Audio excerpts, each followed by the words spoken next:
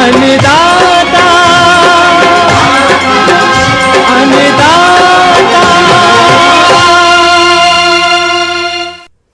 नमस्कार, मैं हूं आपके साथ विभा उपाध्याय और आप सभी दर्शकों का अन्नदाता कार्यक्रम में स्वागत करती हूं। हमारे देश का किसान जन का पोषक है, वो श्रम का देवता है, अन्नदाता है। उसमें ही भारत की आत्मा निवास करती है और ऐसे ही किसानों की प्रगति के लिए हम खेती बाड़ी से जुड़ी हुई बहुत सी नई लाभकारी जानकारियां हर रोज सुबह लेकर आते हैं। तो चलिए कार्यक्रम शुरू करने से पहले देखते हैं क्या है आज के अन्नदाता में। गेंदा की फसल को कीट रोगों से बचाए, अधिक फूल उत्पादन पाए। कैसे करें बरसात के मौसम में मुर्गियों की उचित देखरेख और प्रबंधन।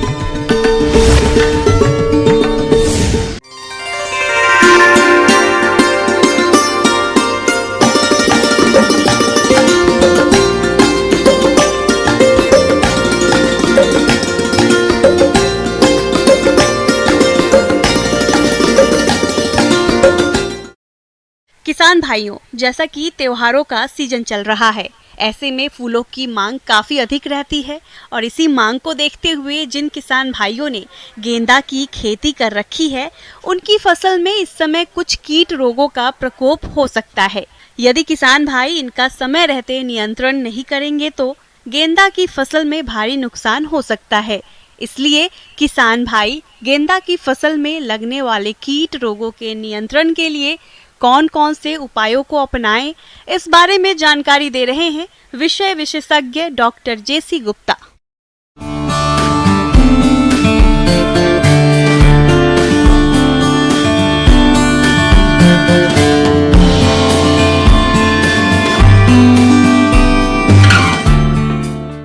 फूलों की फसल में गेंदा हमारे देश में बहुत अधिक मात्रा में किसान भाई लेते हैं।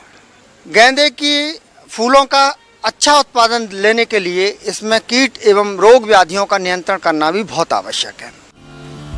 किसान भाइयों, गेंदा की फसल में इस समय कुछ हानिकारक कीटों का प्रकोप देखने में आ रहा है, जिनका समय रहते नियंत्रण न करने पर फसल से मिलने वाले फूलों के उत्पादन में भारी कमी आ सकती है। इसीलिए आप इन कीटों की पहचान करके नियंत्रण किस तरह से करें, आइए जानते हैं। किसान भाइयों, जो माऊ है, थ्रिप्स है, एफिड एसिड हैं, ये रस चूसक कीट हैं। ये रस चूस करके हमारे गेंदे की फसल को नुकसान पहुंचाते हैं और जो पत्तियां हैं, जो टहनियां हैं या कोमल भाग हैं, वहां पर ये प्रकोप करके रस चूसते हैं। पौधे छोटे हो जाते हैं, पीले पड़ने लगते हैं, फूल छोटे होते हैं, ज़्यादा पौधा बढ़ नहीं पाता है, फसल को बहुत अधिक नुकसान होता है। ऐसे अगर कीट दिखाई दे रहे हैं तो किसान भाइयों, इसमें डाईमेथोएट दवा 750 मिलीलीटर दवा 500 लीटर पानी के हिसाब से घोल बना करके छिड़काव करें। इसके अलावा अगर लाल मकड़ी आ रही है, ये मकड़ी छोटी छोटी मकड़ी होती हैं और जो पौधे हैं, कोमल भाग हैं, फूल निकल रहा है या पत्ती कोमल निकल रही हैं या कोपल आ रही हैं, वहाँ नुकसान पहुँचाती है। ये जो मकड़ियाँ जाला बना लेती है, छोटी छोटी मकड़ियाँ कभी कभी तो काफ़ी संख्या में पौधे के ऊपर प्रकोपित होती हैं और पौधे को नष्ट कर देती हैं। हमारे जो पौधे हैं उनकी जो प्रकाश संश्लेषण की क्रिया है वो कम हो जाती है, पौधे छोटे हो जाते हैं, पीले हो जाते हैं, जिसके कारण जो फूल की साइज है या फूल का आकार है वो छोटा रह जाता है, फूल कम लगते हैं, हमें उतना उत्पादन प्राप्त नहीं होता है। किसान भाइयों, अगर इस तरह का कीट आ रहा है तो ओमाइट करके एक दवा आती है, ओमाइट नाम की दवा। यह दवा 1 मिलीलीटर दवा प्रति लीटर पानी के हिसाब से घोल बना करके छिड़काव करेंगे तो ये जो लाल मकड़ी है, इससे आपकी जो फसल सुरक्षित हो जाएगी और आपको अधिक से अधिक उत्पादन प्राप्त होगा। इसी प्रकार गेंदे की जो फसल है उसमें एक इल्ली आती है जो फूल लगने के पहले फूल वाला भाग है वहाँ पर नुकसान पहुँचाती है, उसको खाती है और खाने के बाद में आगे बढ़ जाती है। जब फूल खिलते हैं, उनकी कलियाँ निकलती हैं, उनको भी ये खाती है। इस तरह से खा करके नुकसान पहुँचाती है। अगर इस तरह की जो इल्ली आ रही है और आपकी गेंदे की फसल को नुकसान पहुँचा रही है तो इसमें ट्राइजोफॉस दवा 750 मिलीलीटर दवा 500 लीटर पानी में घोल बना करके छिड़काव करें, तो आपकी जो है गेंदे की जो फसल है इन कीटों से सुरक्षित हो जाएगी और आपको अधिक से अधिक उत्पादन प्राप्त होगा। किसान भाइयों, गेंदा की फसल से अच्छी क्वालिटी के फूलों की प्राप्ति के लिए आपको फसल को रोगों से भी बचाना होगा, नहीं तो उत्पादन में भारी कमी आ सकती है। इसीलिए आप इन रोगों की समय रहते पहचान करके नियंत्रण किस तरह से करें, आइए जानते हैं। इसमें प्रमुख रूप से एक रोग आता है जिसे हम कहते हैं पत्ती धब्बा रोग। पत्ती धब्बा रोग, इसमें गोल गोल धब्बे, भूरे रंग के, गहरे भूरे रंग के धब्बे पत्तियों पर बनते हैं और धीरे धीरे ये धब्बे आगे बढ़ते जाते हैं, पूरे पौधे पर दिखाई देने लगते हैं और गेंदे की फसल को काफ़ी नुकसान होता है। ये फफूंद जनित रोग गेंदे में कई बार देखने को मिलता है। किसान भाइयों, अगर इस प्रकार का रोग दिखाई दे रहा है तो मैनकोजेब दवा 3 ग्राम दवा प्रति लीटर पानी के हिसाब से घोल बना करके छिड़काव करें। इसके अलावा किसान भाइयों, भभूतिया रोग यानी चूर्णिल आश्रिता नाम के रोग की आशंका हो जाती है और कभी कभी यह रोग आ भी जाता है। तो गेंदे में अगर चूर्णिल आश्रिता नाम का रोग आ रहा है, इसके लक्षण पूरे पौधे पर दिखाई देते हैं। धीरे धीरे पत्तियों पर छोटे छोटे सफ़ेद सफ़ेद धूल जैसे सफ़ेद रंग के या पाउडर जैसे या चूने के जैसे आकार के लक्षण दिखाई देते हैं। धीरे धीरे आगे बढ़ते हैं और पूरी पत्ती को कवर कर लेते हैं और टहनियों पर या तने पर भी चले जाते हैं और पूरे पौधे को रोगग्रस्त कर देते हैं। पूरा पौधा दूर से सफ़ेद दिखाई देने लगता है। घुलनशील गंधक ले लें। यह दवा 3 से 4 ग्राम दवा प्रति लीटर पानी के हिसाब से घोल बना करके 10-10 दिन के अंतराल से छिड़काव करेंगे तो ये जो चूर्णिल आश्रिता नाम का रोग है, इससे आपकी फसल बच जाएगी और आपको अधिक से अधिक उत्पादन प्राप्त होगा। किसान भाइयों, अभी तक आपने खेती से जुड़ी हुई कुछ उपयोगी जानकारियां देखी। अब लेते हैं एक छोटा सा ब्रेक, जल्द लौटेंगे और कार्यक्रम में आगे भी है खेती बाड़ी से जुड़ी हुई महत्वपूर्ण जानकारियां, तो बने रहिए हमारे साथ।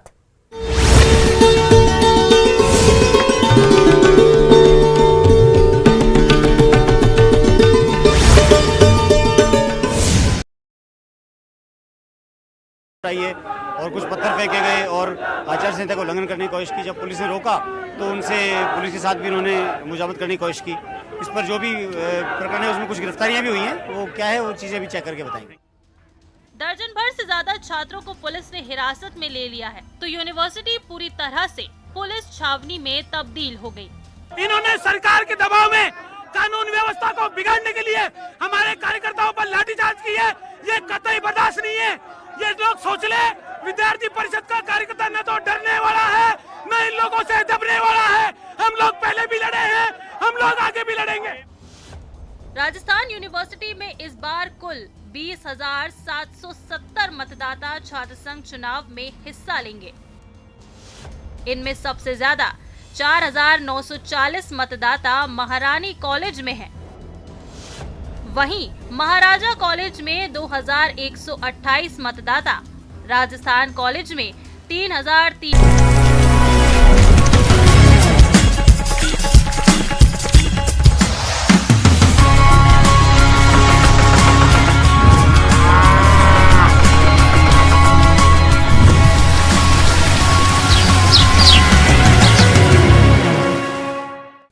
ब्रेक के बाद एक बार सभी दर्शकों का एक बार फिर से अन्नदाता में स्वागत है। चलिए रुक करते हैं अगली कड़ी की ओर।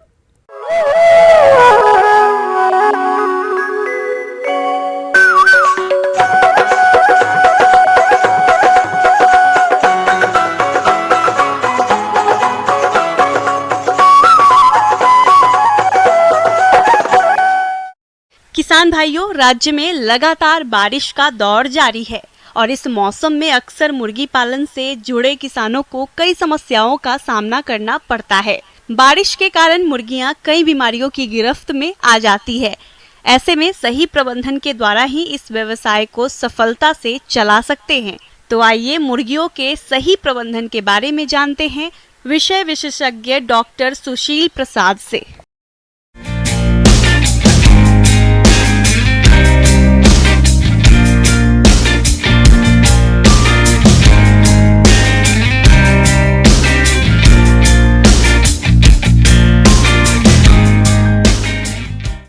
जैसा कि आप देख रहे हैं कि अब हमारा मौसम परिवर्तन हो रहा है।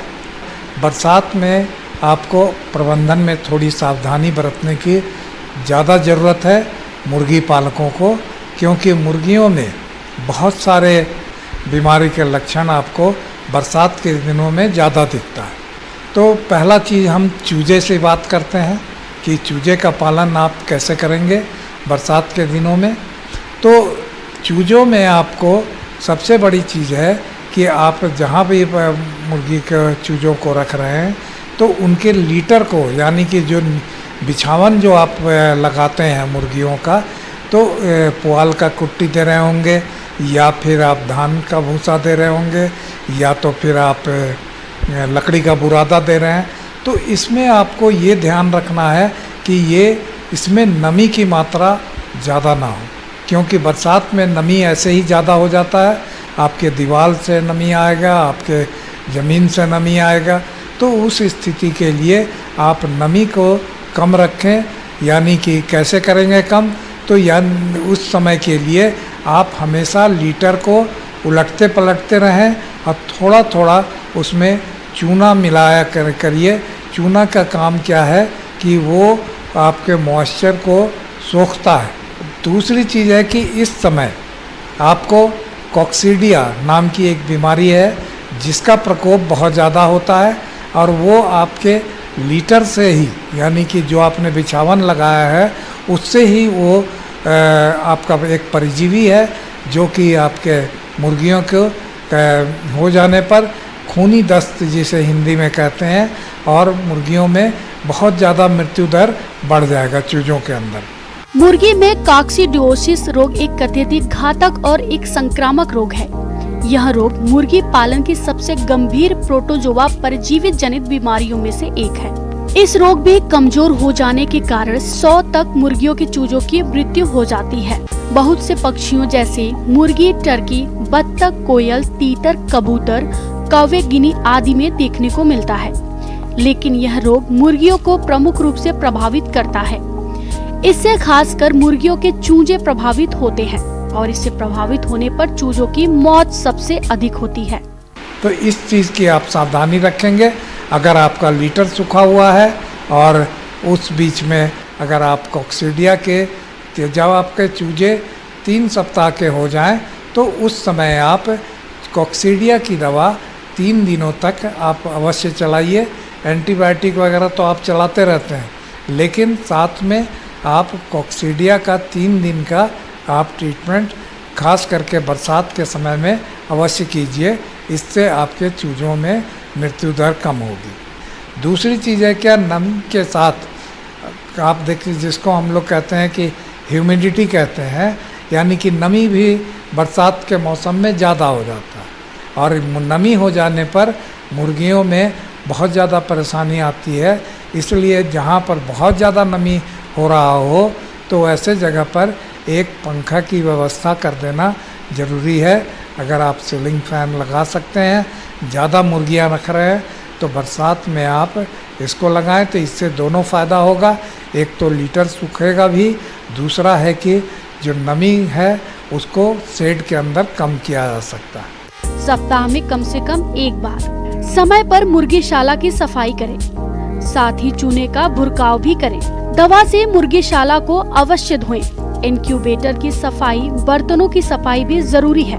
रोग हो जाने पर मुर्गीशाला का लीटर अवश्य बदलें। बीमारी बचाने के लिए समय पर मुर्गियों का टीकाकरण कराएं। रोगित पक्षियों पर तत्काल ध्यान देना चाहिए और रोग से मरे हुए पक्षियों को गड्ढे में दबा देना या जला देना चाहिए।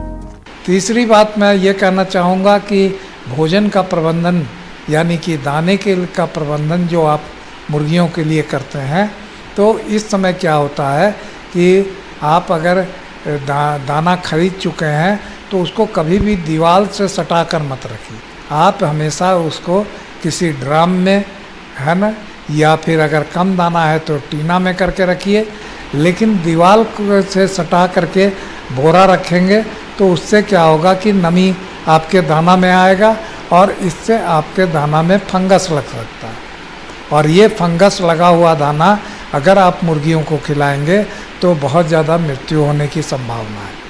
तो इन बातों का आप ख़ास तौर से मुख्य तौर पर इसका ध्यान रखिए कि आपके शेड के अंदर और मुर्गियों के बिछावन में नमी ना हो। आगे और भी हैं खेतीबाड़ी से जुड़ी हुई बहुत सी रोचक जानकारियां, पर यहां रुकेंगे एक छोटे से ब्रेक के लिए, जल्द हाजिर होते हैं।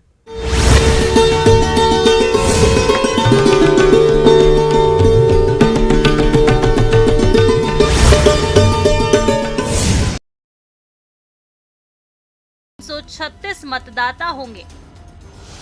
कॉमर्स कॉलेज में 3518 मतदाता छात्र संघ चुनाव में भागीदारी करेंगे। कैंपस का गदर सिर्फ राजस्थान यूनिवर्सिटी में ही दिख रहा हो ऐसा नहीं है। अजमेर के डीएवी कॉलेज में भी नामांकन के दौरान छात्रों का हंगामा देखने को मिला। हालात काबू में करने के लिए पुलिस को लाठियां भांजनी पड़ी। पुलिस ने दौड़ा कर छात्रों को खदेड़ा तो प्रदर्शनकारियों ने पुलिस पर पथराव किया। मजबूरन पुलिस को कई प्रदर्शनकारियों को हिरासत में लेना पड़ा। बाड़मेर में भी कुछ ऐसा ही हाल दिखा। नामांकन दाखिले के दौरान प्रत्याशियों के समर्थकों में भिड़ंत हो गई। पुलिस ने लाठीचार्ज कर छात्रों को खदेड़ा। लाठीचार्ज के दौरान कई छात्र सड़कों पर गिर पड़े और उन्हें चोट आई।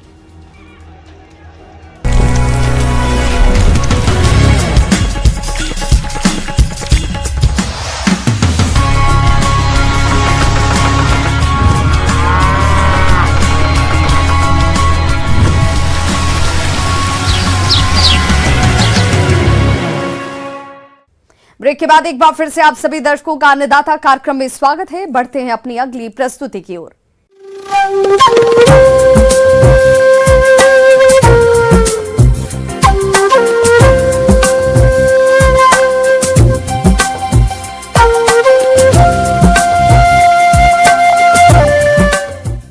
मौसम के अनुसार प्रबंधनों पर ही टिकी है आपकी खेतीबाड़ी, और इसलिए मौसम पूर्वानुमान और उस पर आधारित साप्ताहिक कृषि सलाह इस प्रकार हैं।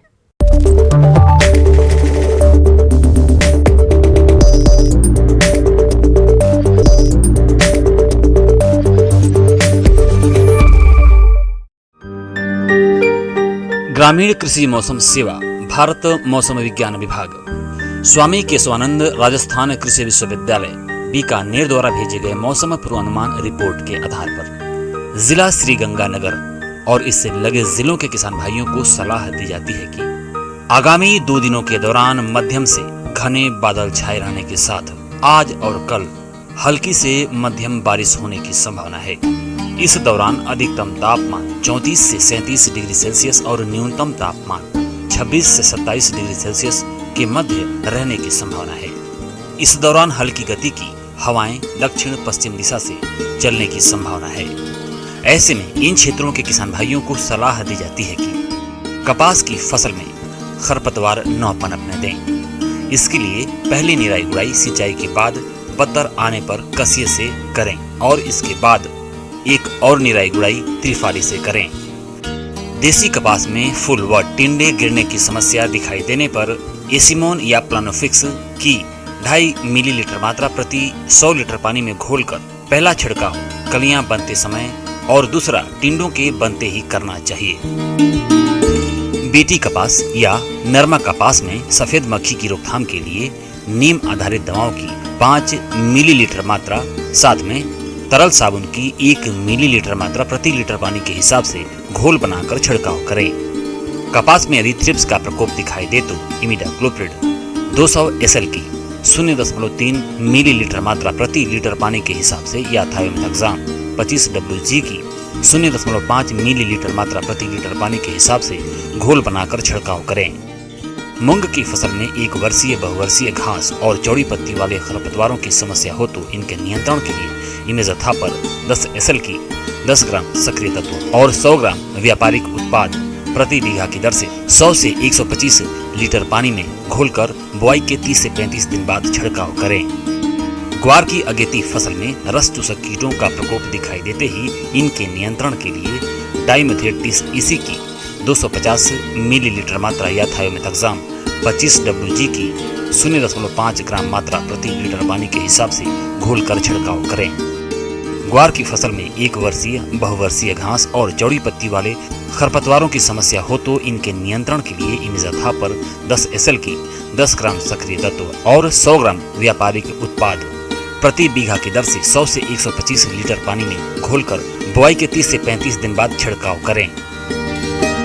वर्षा की कमी होने पर किसान भाई 10 से 15 दिन के अंतराल पर सिंचाई करें। गन्ने की जड़ों के आसपास मिट्टी चढ़ा दें।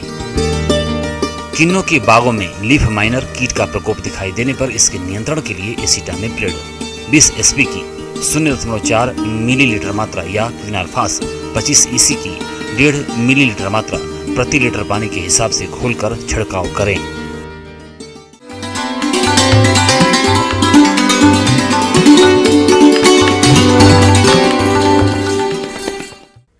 अन्नदाता हेल्पलाइन निःशुल्क फोन संपर्क सेवा के माध्यम से आपके द्वारा पूछे गए प्रश्नों में से 1 या 2 महत्वपूर्ण प्रश्न को हम अपने कार्यक्रम में शामिल करते हैं और इसी के तहत आज किसान का सवाल और उनका जवाब इस प्रकार से है। अन्नदाता निःशुल्क फोन संपर्क सेवा के माध्यम से पूछे गए प्रश्नों में से आज हमने जिस प्रश्न को कार्यक्रम में शामिल किया है उसे पूछा है ग्राम जीरोली, जिला भरतपुर के कृषक दीपेंद्र सिंह ने। आप अरहर की फसल में उकटा रोग की रोकथाम के बारे में जानकारी चाहते हैं तो दीपेंद्र सिंह जी, आपकी जानकारी के लिए प्रस्तुत है कार्यक्रम का ये अंश।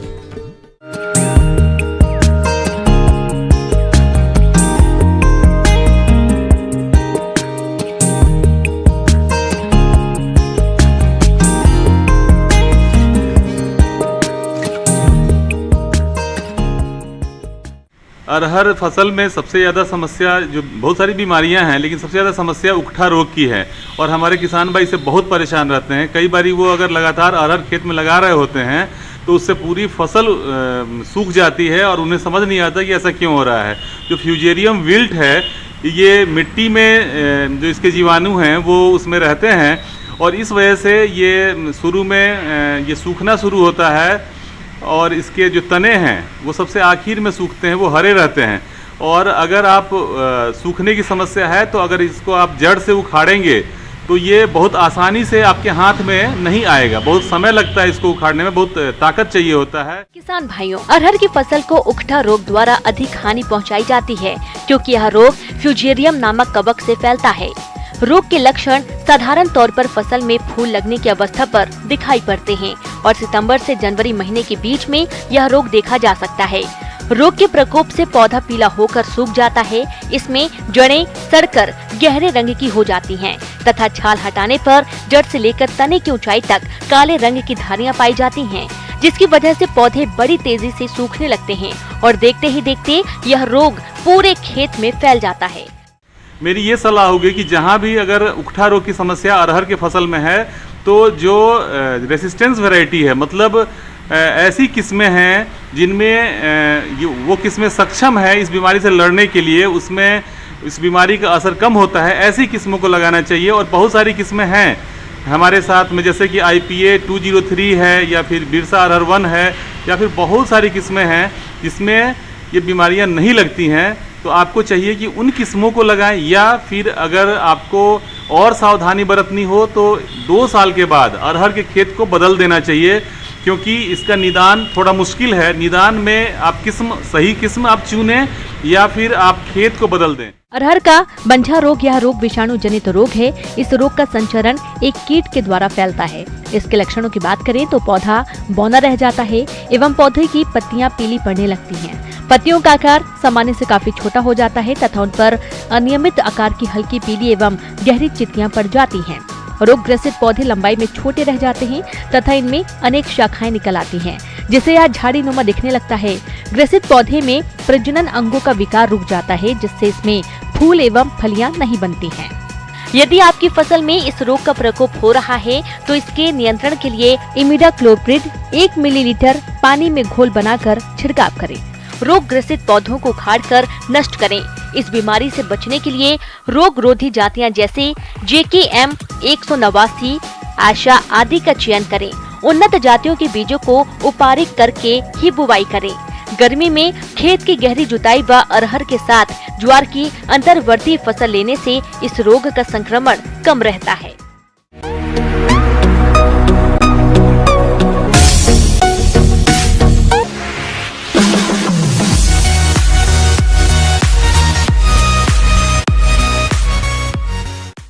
आइए अब एक नजर डालते हैं राज्य के कुछ चुनी हुई मंडियों के प्रमुख फसलों के बाजार भाव पर।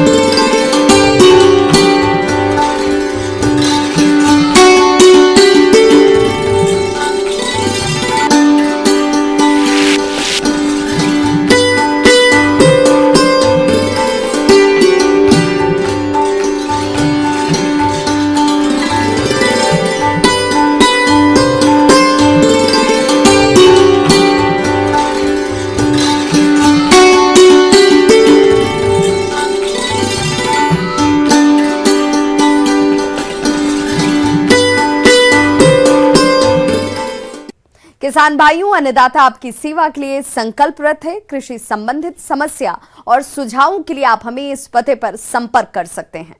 प्रोड्यूसर अन्नदाता, news 18 Rajasthan, Ramoji film city, Hyderabad 501512। साथ ही आप हमें ईमेल भी कर सकते हैं। हमारा ईमेल है p18annadaata@nw18.com। इसके अतिरिक्त आप हमें निःशुल्क हेल्पलाइन नंबर 180088921663 पर सोमवार से शनिवार सुबह 10 बजे से शाम 4 बजे के बीच संपर्क भी कर सकते हैं। किसान भाइयों, अब समय हो रहा है आपसे विदा लेने का, तो हमारी अन्नदाता टीम को दीजिए इजाजत। कल फिर से होगी आपसे मुलाकात कृषि संबंधित कुछ और महत्वपूर्ण जानकारियों के साथ। नमस्कार।